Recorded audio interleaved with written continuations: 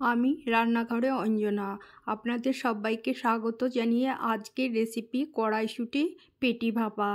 তো কি নিয়ে নিচ্ছি আমার সাথে থাকুন, দেখতে থাকুন। চলুন কিভাবে বানিয়ে নিচ্ছি কড়াইশুঁটি পেটি ভাপা।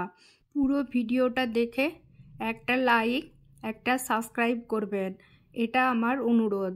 এখানে আমি বেগুন নিয়ে নিয়েছি, বেগুনটা ছোট সাদা বেগুন নিয়ে নিয়েছি। তো বেগুনটা 4 পিস করে নেব।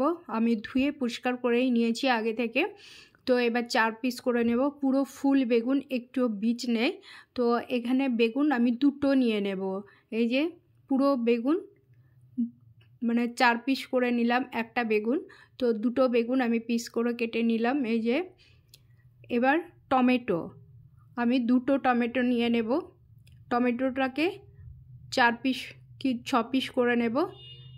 এবার মাঝখান থেকে চিড়ে নিলাম। এবার যে ডানটির কাজটা ওটা আমি ফেলে দিলাম। এই যে পুরো ফুলের মতো হয়ে গেল। যাই হোক, এইভাবেই আমি দুটো টমেটো নিয়ে নেব।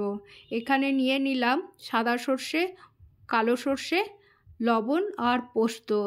লবণ দিয়ে রাখি, যেহেতু শুকনো আমি পেস্ট করে নিই, তো লবণ দিলে তেতোটা হয় না, আর এর সঙ্গে একটা লঙ্কা দিলেও তেতো হয় না। যাই হোক, আমি নিয়ে নিয়েছি। এবার এর মধ্যে বড় চামচে হাফ চামচ হলুদ নিয়ে নিলাম, লাল কাশ্মীরি লঙ্কা নিয়ে নিলাম হাফ চামচ। আজকে একটু চামচটার পরিমাণটা বড়ই হয়েছে। লবণ পরিমাপ মতো, আপনাদের স্বাদ মতন লবণ নিয়ে নেবেন। আমি আমার পরিমাণ মতো নিয়ে নিলাম 2 চামচ।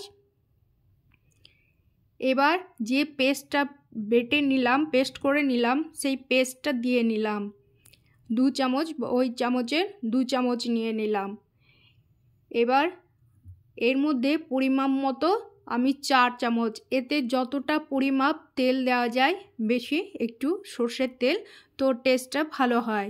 এবার কাঁচা আর শুকনো লঙ্কা নিয়ে নিলাম, কাঁচা পুরো। এবার কড়াইশুঁটি দিয়ে নিলাম। এর মধ্যে পেটি মাছ নিয়ে নিলাম। এবার মাছে আমি হলুদ আর লবণ মাখিয়ে রেখেছিলাম। আর আমি যেই মাছের যে তেলটা আছে ওটা ফেলে দিইনি, আপনারা প্রয়োজন মনে করলে ফেলে দেবেন। আমি ফেলে দিইনি, নিয়ে নিয়েছিলাম। আর অনেকক্ষণ একটু আগেই মাখিয়ে রেখেছিলাম, সেই জন্য এরকম কালারটা লাগছে।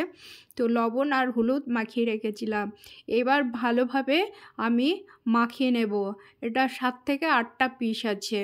এবার ভালোভাবে মাখিয়ে সামান্য পরিমাণে রাখবো, কারণ রেস্টে রাখবো, কারণ মাছের ভেতর যে লবণটা আগে মাখিয়ে রেখেছিলাম, তবুও যে তেল মশলা সেটা ঢুকে যাবে, ভালোভাবে মাখিয়ে রেখে দেবো রেস্টে। এই যে কালারটা কত সুন্দর আর দেখতে কত সুন্দর লাগছে। তো এবার আমি এই রেসিপিটা বানিয়ে নিচ্ছি, আপনাদের দেখে কেমন লাগছে আপনারা কমেন্ট বক্সে জানাবেন। তো এবার একটা টিফিন কৌটো নিয়ে নিলাম, রেস্টে রাখার পর ফিরে এলাম, টিফিন কৌটো নিয়ে নিলাম।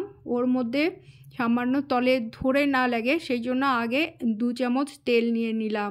এবার পেটি মাছ, বেগুন আর টমেটো, যে মশলাটা পুরো আমি মাখিয়ে নিয়েছি সেইটা পুরোভাবে বাটিটা আমি পুরো সাজিয়ে নেব।